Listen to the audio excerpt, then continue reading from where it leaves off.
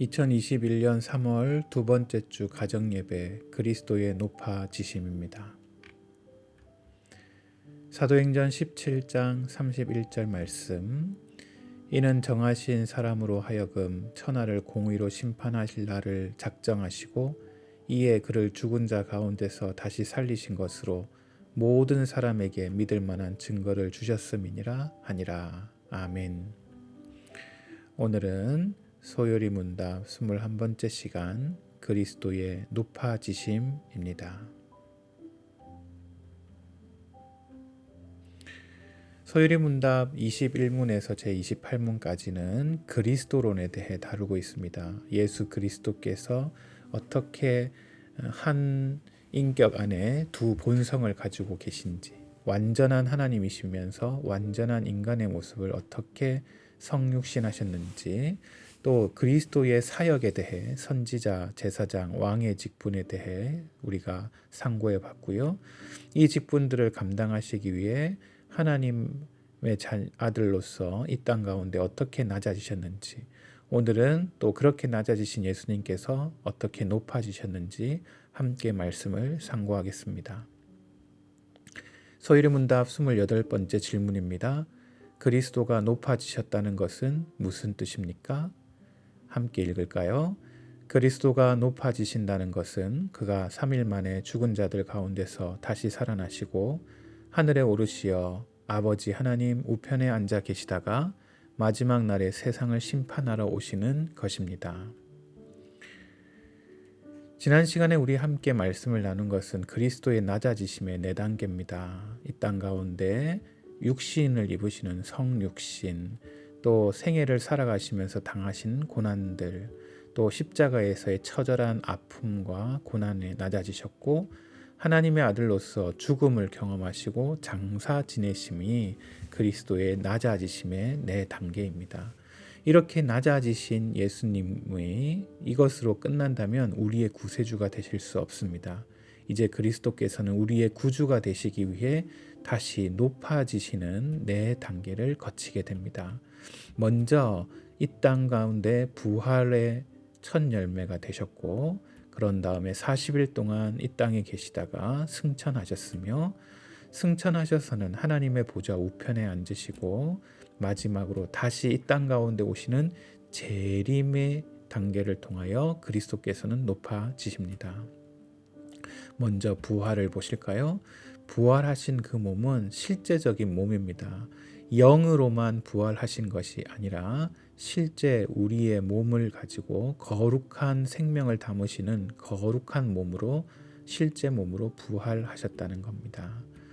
주님께서는 그 주님을 믿는 자들을 모두에게 주님처럼 부활할 것을 약속해 주고 계십니다. 고린도전서 15장 20절은 그러나 이제 그리스도께서 죽은 자 가운데서 다시 살아나사 잠자는 자들의 첫 열매가 되셨도다 선언하고 있습니다. 예수님께서 첫 열매가 되시고요. 오늘 우리가 두 번째 열매, 세 번째 열매가 될 것입니다. 자, 부활하신다는 것의 높아지심의 핵심은 무엇일까요? 죽음에 대한 승리를 의미합니다. 죄의 결과가 죽음이고 그리스도는 이 죽음의 그 어떤 사람도 깨트리지 못했던 권세로부터 죽음을 깨트리고 부활을 성취하시는 겁니다. 그래서 닫혀졌던 죽음의 세계의 문들을 예수 그리스도의 명령과 권능으로 깨트리시고 여시는 분, 그것을 상징하는 것이 바로 부활입니다. 그리스도는 부활을 통해 지옥과 죽음의 열쇠를 가지고 계십니다. 사망과 권세 잡은 자를 정복하시기까지 합니다. 산자와 죽은 자의 주가 되심을 선포하심으로써 높아지셨습니다. 그는 생명의 왕이요 구원의 원천이 되십니다. 이렇게 부활하신 예수님께서는 이 땅 가운데 40일을 거하시며 계시다가 이제 모든 제자들이 보는 앞에서 하늘로 올라가시는 승천을 하십니다. 사도행전 1장의 9절에서 11절까지 예수님께서 하늘로 올려지시는 것에 대해 기록되어져 있습니다. 자, 그렇다면 왜 예수님께서는 승천하시는 걸까요? 승천의 목적은 예수님께서 우리가 있을 곳을 예비하시기 위해 승천하셨습니다. 요한복음 14장에서는 내 아버지의 집에 거할 곳이 많도다. 그렇지 않으면 너희에게 일렀으리라.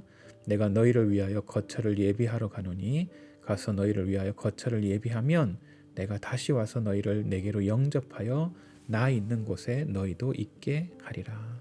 우리 주님께서는 우리를 예비하시고 또한 우리의 거처를 준비하시기 위해 승천하신다고 말씀하고 있습니다. 자, 승천하신 것에 대한 열매가 있습니다. 예수님의 승천은 우리의 마음속에 성령의 강림을 가져오게 하였습니다. 그리스도께서 우리에게 그의 영을 선물로 주시기 위해 승천하셨다는 거죠. 예수님께서 하늘로 올라가시고 또 하나님의 영이 우리 가운데 이르시게 되는 것입니다. 이렇게 승천하셔서는 하나님의 보좌 우편에 앉으십니다. 예수님께서 하나님의 보좌 우편에 앉으셨어요. 승천하신 후 권위와 영광의 자리에 계시다는 것을 상징적으로 나타내고 있습니다. 기억하셔야 될 건 오른편에 앉으신다라는 말은 이건 은유적인 표현입니다. 하나님은 영이시여 육체가 있으신 것이 아니시기에 그분의 우편이나 좌편이 있는 것이 아닙니다. 이 우편에 앉으셨다라는 표현은 위엄과 존엄에 있어서 아버지 하나님 다음 위치시라는 사실, 그리스도의 인성은 지금 하늘에서 왕의 보좌 위에 좌정하고 계시다는 사실, 또 천사들의 시중을 받으시는 왕으로서의 자리에 앉으셨다라는 은유적인 표현이 오른편에 앉으셨다라는 겁니다. 이렇게 하나님의 오른편에 앉으셨다는 것은 단지 왕의 보좌에 앉으셨다는 개념을 넘어서서 우리의 원수들을 정복하시고 또 다른 한편으로는 그의 사역자들과 백성들에게 선물과 은혜를 주신다는 상징이기도 합니다. 예수 그리스도의 하나님 우편에 앉으시는 이 왕권은 모든 대적자들을 위해 수행하시는 왕권이기도 하고 또 시온과 그의 백성과 그의 교회 위에 미치는 그리스도의 왕권으로 은혜로 그 백성들을 왕으로서 보호하시는 것입니다. 자, 이렇게 하나님 우편에 앉으신 예수님께서는 다시 이 땅 가운데 재림의 모습으로 나타납니다. 예수님은요, 처음 이 땅 가운데 2000년 전에 오실 때는 섬기시는 종으로 나타납니다. 아버지 하나님의 뜻을 나타내고 그 뜻에 순종하며 또 그 뜻에 따라 하나님의 백성들을 구원하시기 위해 죽기까지 낮아지시는 섬기시는 종의 모습으로 초림 때 나타나셨다면, 이제 다시 오실 예수님의 재림은 권세 있는 심판자의 모습으로 이 땅 가운데 다시 나타나신다는 사실이에요. 재림은요, 기억하셔야 될 건 공개적으로 이루어질 겁니다. 이르되 갈릴리 사람들아 어찌하여 서서 하늘을 쳐다보느냐? 너희 가운데서 하늘로 올려지신 이 예수는 하늘로 가심을 본 그대로 오시리라 하였느니라. 무슨 말이에요? 여러분, 우리 모르게 예수님이 재림하시는 경우는 없어요. 우리가 알지 못하게, 세상 사람들이 알 수 없게 예수님이 이 땅에 오시는 게 아니에요. 모든 사람이 올라가실 때 예수님을 보았던 것처럼 모든 만민들이 예수님이 이 땅 가운데 오시는 것을 보게 될 거예요. 그 사실을 기억하셔야 돼요. 또 이 재림은요, 모든 인간들이 부활한다는 거예요. 예수 믿는 사람들만 부활하고 그렇지 않은 사람은 부활할 일이 없는 것이 아니에요. 요한복음은 이를 놀랍게 여기지 말라.